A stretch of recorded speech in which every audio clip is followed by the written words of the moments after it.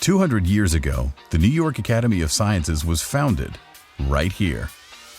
In 1817, we held our first meeting at the College of Physicians and Surgeons. Back then, we were called the Lyceum of Natural History. We launched our flagship publication, Annals, in 1824. That's still being published today.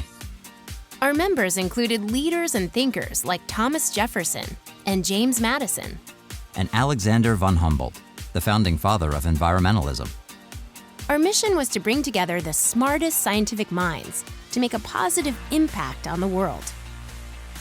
We weren't just an honorary academy made up of big names and deep pockets. We welcomed anyone with a passion for science. We watched as one of our most famous members, Charles Darwin, changed science forever. Our members helped found other scientific institutions. You'd probably recognize some of them.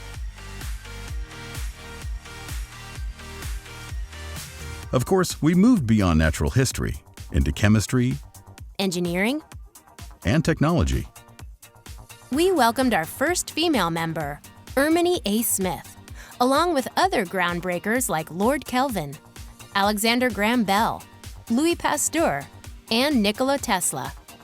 And as the century drew to a close, we said, So long to the Lyceum and hello to the Academy.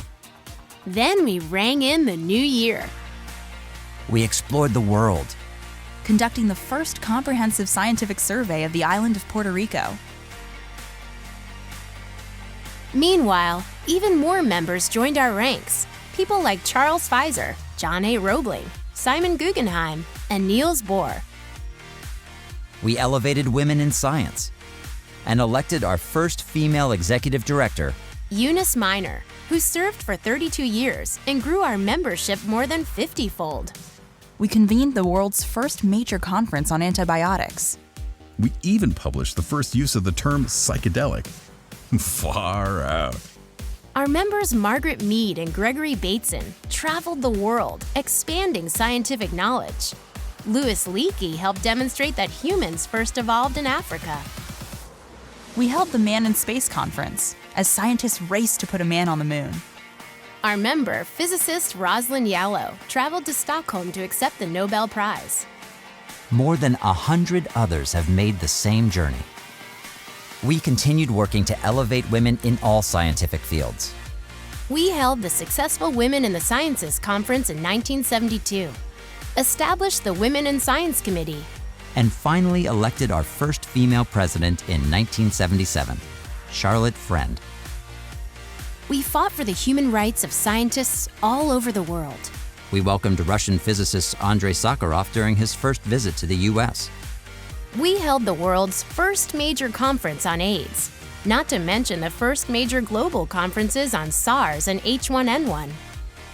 We entered the age of the internet and got a new home, becoming the first tenant at 7 World Trade Center. In 2007, we helped create the Blavatnik Awards to support and empower young scientists. The work we've done to fight malnutrition would not have been possible without the Sackler Institute. We pioneered the Alzheimer's Disease Summit And launched the Global STEM Alliance. In the past 200 years, we've been busy growing the smartest network in the world.